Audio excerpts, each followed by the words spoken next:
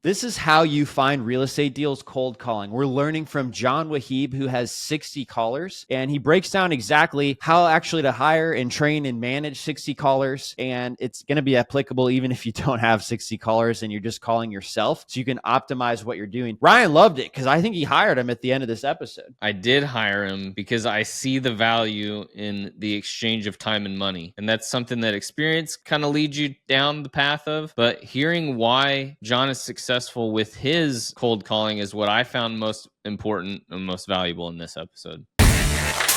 Hey, everybody, we got John Wahib. Welcome back to the DealMachine podcast. John, give us an overview of your business. David, thank you so much for having me on. So I'm going to be very, very quick and to the point. So we offer real estate investors, cold callers that are specialized in doing cold calling, and Yep. they are trained. They kind of like qualify the leads and through qualifying questions, and they send it to the client's CRM, qualified and ready to be followed up and maybe closed on. That's very, very quick. Well, we've got many people on here that do cold calling and that want to know how many calls do you do in your business, would you say? Per month or per week or whatever, per day? Yeah. So I would say per caller, they do minimum of 250 to 300, I would say, live calls. And that means people that answered and they actually had a chance to talk to them. So every day is what you're saying. Yes. Those are active people. Yes. Great. When did you start this business? 2020, right after or during the COVID. Okay, got it. Yeah. So why did COVID drive you to do that? Were you guys were you just like, hey, we can offer this service virtually and that's going to be great because we can't go outside? Or what exactly drove you to build this in COVID?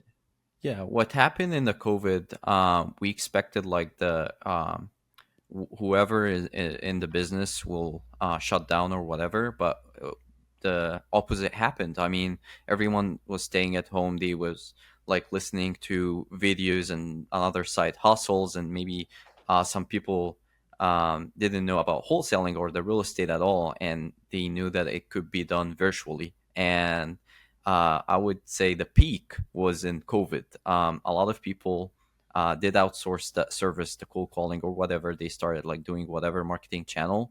So I would say 2020 was a very good year to do wholesaling, and I think it was the peak. Everyone was in home, and they want to learn something new. So I think that was the reason. Okay. So, you said one caller does 300 conversations. How many days before they get a hot lead or somebody who's ready to, talk about selling their house? Yeah, it really depends on the market. It really depends on the caller as well. I'm not gonna lie. So it depends how sharp they are. But I would say like generally we generate 1 to 3 qualified leads per day. Oh, really? Per day? Yeah, and it's since it's cold calling, I'm not gonna lie. Like since it's cold calling, you do 20 business days in the month. So I would say 20 of average 2 leads per day. That's 40 leads. I would say 60% is maybe can be cold, 30% can be warm, and I would say 10% is hot lead. So it usually takes, I would say, like within the 20 days, maybe it can come on the 19th, it can come in the first day. It's luck here. So I know that you don't close the deals yourself. You send the leads to your clients, right? But are you saying that one caller might be able to generate a deal per month? That certainly seems realistic to me. Like talking about deals closed. I would say so. Here is the numbers we usually see in the cold calling specifically. When someone generate like 40 leads per month, I would say you need like at least 65 to 75 to land 2 contracts. This is the numbers that we see in the cold calling industry in general. Yes. Just to be super realistic. Correct. No, it sounds, I talk with people in the real estate space, and one caller might generate a lead a deal every 6 weeks. So what you're saying is, you're saying it may take 6 weeks to generate 2 contracts. So you're kind of in the same ballpark. Yeah. Yeah. Yeah, Beautiful. I always love to give that because it always helps to know. It's very difficult to cold call for hours on end. So it Mhm. can be very discouraging, right? So for talking to somebody new and now talking with somebody who's already in the game, maybe their cold callers aren't producing 2 contracts every 6 weeks. So what can we learn from you that makes that true, right? There's some variables, right? I'm talking about there's probably data, there's probably dialer settings, and of course there's sales training. So what do you think are the biggest factors, and what are some breakthroughs you've had in any of those categories? very good question, David. So you said it all. I mean, data is very crucial part. I mean, if you don't have good data, you're not going to be able to, I would say, get any leads, because wrong data, no leads, and so on. So it's a numbers game. You have to use a good data, and Deal Machine have been like good to us, good to our business. So thank you so much for that. So yeah, Right. the machine is a very, very, very solid provider when it comes to data. So one is data, two is I always tell my callers the very first 20 seconds in the call are very crucial. Mhm. The owner like decide if they want to talk to you or no in the first 20 seconds. So what we saw is they don't care about like when you ask them how they are doing today or whatever. It's kind of like they feel the opposite, like they feel like you are asking because you want something from them. Right. We find it to be um, more genuine to be on point. Just go ahead and say, if I'm calling Dave, for example. So, hey David, hope all is well. So this is John from whatever Florida home buyers, for example, and I'm reaching out today in regards to the property at this, and stop, see how they respond.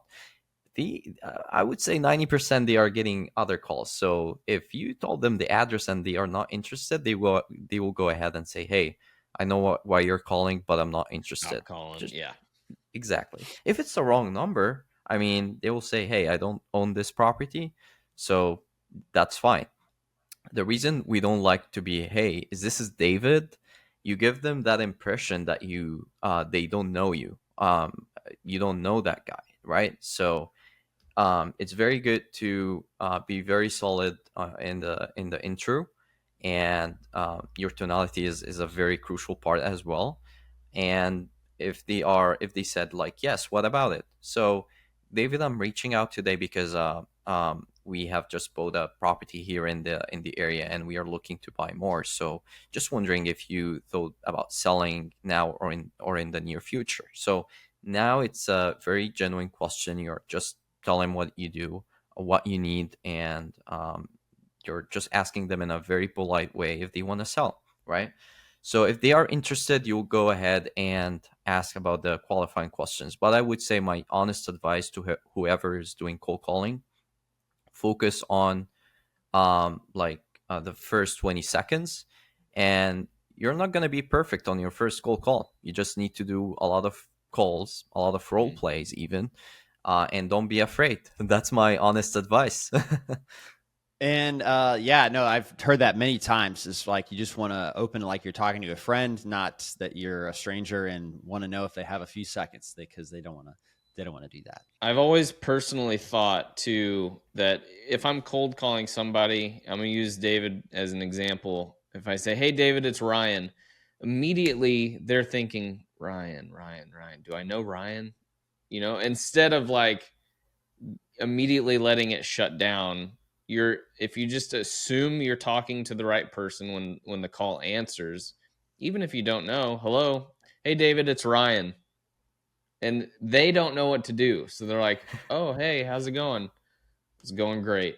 I was calling about this property." And just exactly like you said, just go straight to the point, because if you give them too much time to think, or if you open the call the wrong way, they're either hanging up or they're just shutting you down, versus just assume that you're talking to that person and give them a chance to have to think, "Who is Ryan? Do Sure. I know Ryan?"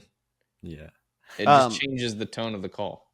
What were some of the questions, Ryan, you were asking John here that you were excited about before the podcast? Well, okay. So how many people do you have cold calling for you? Now we have active 60, I would say around 60 to 70 active right now. How many calls do you think they complete per day? In total. So you do I would say let's take an average of 280 calls, and we say 65. It's going to be 18,200 goals That's a per lot day. of phone calls. Yeah. Those are they all- conversations, Yeah. not just outbound calls, but conversations, right? Yeah. That's really good. So I'm asking a different question that we didn't ask before, but I wanted to know, because a lot of the people that are listening to this podcast are beginners. And so they're doing a lot of the cold calls themselves, because when you're starting, you either have time or you have money. Most of them have more time than money. So they're putting forth their effort in actually dialing themselves. But give us a cost breakdown of like, what would somebody spend with you to do cold calling with you versus doing it on their own? Yeah. So very good question. I would say, like with us, you're gonna add the cost of the caller. Without us, it's just the tools. And I wanna get to that part, because I was just telling Ryan before we started, like it was a missing puzzle in our business, that we didn't offer the offering the list or skip tracing, because we don't want to be we want to avoid any kind of interest. If the same investor in the same market, we want to avoid that. And when DealMachine like put that structure, like the subscriptions with the skip trace list and everything, now we can like just have them like tell us the zip codes or whatever, and we can apply our own filters, and we can now export the list from it. So the machine did a great job solving this missing puzzle. So I was just telling Ryan this, but yeah, answering your question, like What without does that like meant for your business, though? Because you probably have more control over the filters that are used rather than the client giving you the data, right? let me tell you this from other perspective, David. I mean, the client don't want that hassle, don't want to go in and keep adding filters every month and exporting. They just want to have the You know leads. what works. Yeah, and it really did like very well. I mean, like, to be honest, like it's a must right now. Not a must, but I would say like it's a recommendation that you sign up with whatever. I mean, I would say, so DealMachine, because it have that structure, so they kind of like subscribe to it. It's easier to us, and it guess what, it decreased the turnover, because the client didn't want to keep like sometimes they kind of like overboard, because they don't want to get you a list every month. Can you imagine? Yeah. So now it's Right. It's a solved a very roadblock, missing right? puzzle. So you can handle it for them. So right now, are you saying that you guys have a big DealMachine account and you pull the list for multiple clients from your account? And is that how you're doing it? No, the way we do it is we for every client we let them sign up. The reason again for that is it's your account, it's your leads. You're paying for the account, you're paying for the leads. Whenever we are not there, it's your own leads. So you pay for the account, you pay for the leads. We like to keep everything like more transparent, even with the whatever we do. Like we like them to be have access to whatever we do. They kind of like be able to see the leads, exports, and whatever. So yeah. So why couldn't you do that before, though? Before we came up with that structure where the skip tracing is included in the subscription? Simply like we require them to pull a list from any provider and skip trace them through any provider, and we kind of like give them recommendations. That's it. That's what we did. Yeah, we didn't offer like any list pulling or anything. Just we give them recommendations. Hey, you can go here with that provider and do that and this, but we didn't do anything. A lot of the variables towards your success were not under your control, is what you're saying. If you Exactly. let them pull a list, and use whatever platform to skip trace. You can't control how successful you are going to be. Versus with DealMachine, you kind of know your presets of here's what lists you're going to pull, and you know the data at DealMachine is going to be far more accurate than other providers. 100%. I would say like we had a solid providers, mediate, intermediate, and just the others we didn't recommend. Sometimes it happened a lot. Like they wanna kind of like restrain the budget, so they go with very cheap providers. And guess what? Mhm. There is bad results on our end, like because a lot of wrong numbers, a lot of voicemails, a lot of invalid numbers. So Right. yeah, But what's funny is we're still the cheapest. yeah, That's yeah. right. That's the good part. I think we underpriced it. Well, what was your turnover? Would you say it doubled your churn, or it actually your retention rate? I would say no, not like that much, but I would say it's 20%, 25% now better to 30%. Yeah, but it's a huge difference. I can tell. Well, one thing to consider, and we have some other people like yourself that run a business that outsources the cold calling for investors, and they have our Teams plan, which is allows you 150,000 exports per month, and you can stack multiple of those, however much you need, and it comes out to like 0.004 cents. So the price can get pushed even lower than what your clients are paying, because on the starter plan, um, it's 10,000 exports for 119 bucks a month, which is a little over a penny. But the Teams plan, like I said, it goes down to about half a cent, so equivalent. Yeah, this is something that we will consider for sure. I mean, yeah. You said something between lines. I didn't like it. You said you were gonna price it. Don't do it. Wait, say that again.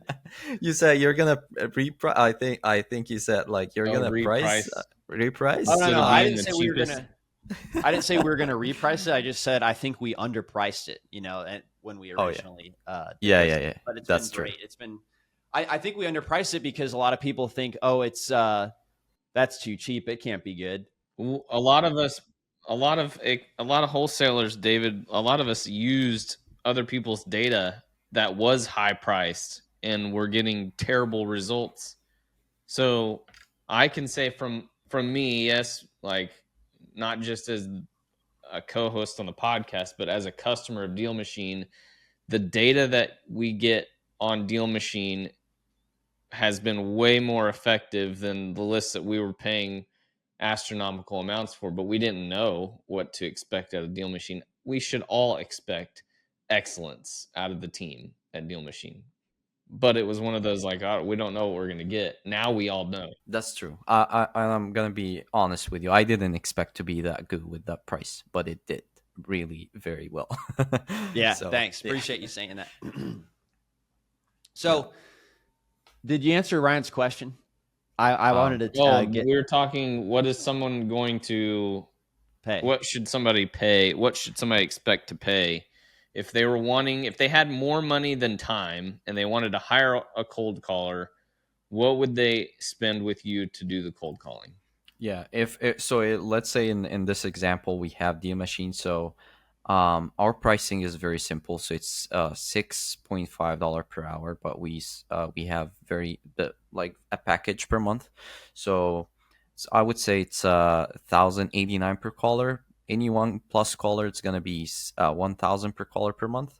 No hidden fees, no setup fees. So that's if they are gonna pay for the VA. I would say for the tools, for let's say DealMachine. I mean, if it have everything integrated with it, so that's 179 if we did like monthly. The 30,000 export, 30,000. So I would say maximum 1,300 per month, including even a CRM. And out of that 1,300, what would they expect in terms of lead conversion into a deal? Um, I would say, as I mentioned, like average two leads in 20 days, 40. So if they converted one out of those with a minimum of 5 6,000 assignment contract, so That's what, like which 6x we don't ROI. do now. We know we don't do $5,000 assignment fees, David, because that was 15 years ago. So an average assignment fee minimum would be 10 grand. So if you can get 2 deals, that's potentially $20,000, and your spend is about $1,300 to have you doing the cold call. So for anybody that's listening that's getting ready to start, if you have a little bit of money and not as much time, outsource the cold calling. It is the most time intensive piece. But if you have all the time and no money, then you're going to be the one doing all those calls. Right. Which, John, you can tell us again approximately how many phone calls is that one individual going to make in a month? Yeah, 250 to 300 plus live Per calls day times 20 per days. day. Yeah. So A that's, lot I of would phone say, calls. yeah, a lot. In 20 days, that's 5,600 And again, live those are calls. 300 conversations, not 300 calls, not 300 outbound Yeah, calls. you're going to 300 dial a lot more conversations. The than dials that. is in thousands. Yeah. You have the data, you know it. You know the numbers Yes. are crazy on the back end. So, John, one of the things I was curious about was managing 60 people. Yeah. What have you learned about that? So it starts with from the hiring. If you hired the right candidate or the right caller, you're not gonna suffer. So having the good high quality caller that have very minimal accent or no accent, that have the tools already tested, of course, quick internet.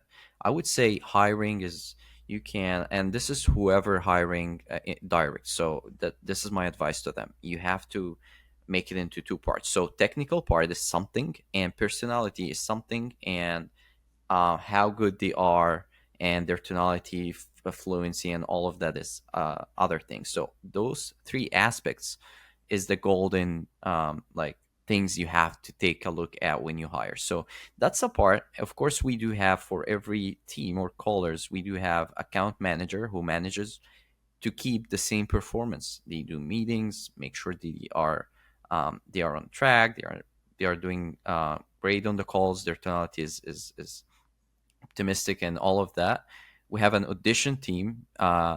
Their only job is to enhance their performance, uh, and we have a quality team as well that listen to the leads and submit it to the clients. It's not the caller, so we make sure that they did a really a good job on the calls, and they did ask all the qualifying questions that they have to ask.